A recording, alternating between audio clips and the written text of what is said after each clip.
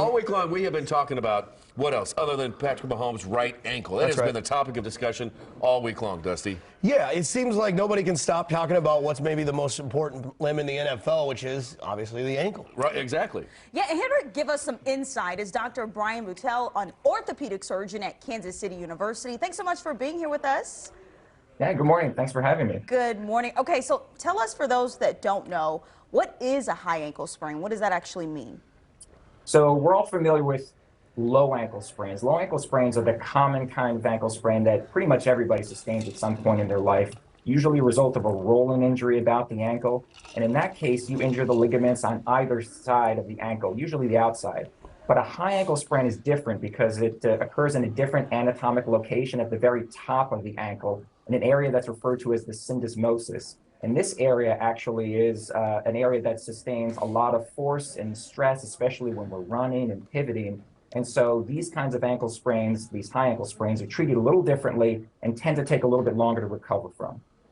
So can he do any more damage to his ankle if he's playing on it? And I mean, in terms of long-term health for high ankle sprain sufferers, what's the prognosis?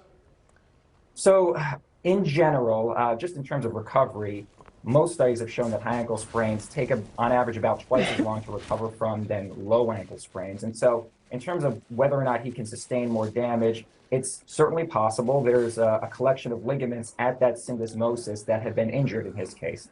If he gets hit again or takes a bad twist or fall, it's possible he could re-injure or exacerbate that injury. Again, I'm not his personal physician, so I haven't examined him. I'm not quite sure about the severity that we're dealing with here, but it's possible he could get injured or he may be prone to future injury. Yeah.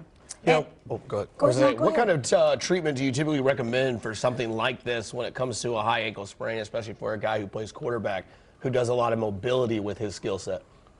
Absolutely. So there's a lot of overlap between high and low ankle sprain treatment, but for high ankle sprains, usually start off with some general musculoskeletal remedies like rest, ice, compression, elevation. Taking anti-inflammatories like ibuprofen can be helpful. And then especially for an athlete like him, applying athletic tape to the ankle while he's playing or practicing in order to try to provide some extra stability. But typically for the general population, we would also immobilize them in a boot for a period of 1 to 2 weeks and try to keep them off that leg.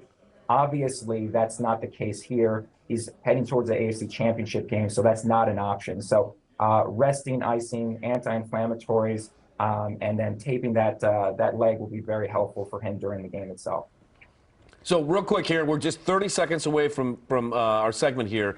How long does it take to recover from this type of injury? So it depends on the severity here, but most high ankle sprains, as I mentioned, take about twice as long to recover from low ankle. So in some athletes, they can return to full play as soon as 6 weeks after their injury, but in others, it could take several months. Wow. Yeah. All right, that's Dr. Bryan Beutel joining us, an orthopedic surgeon, and talking about Patrick Mahomes' right ankle. Dr. Beutel, great to see you. Thanks for your insight. We appreciate it. Good. Thanks very much, and go Chiefs. Go Chiefs.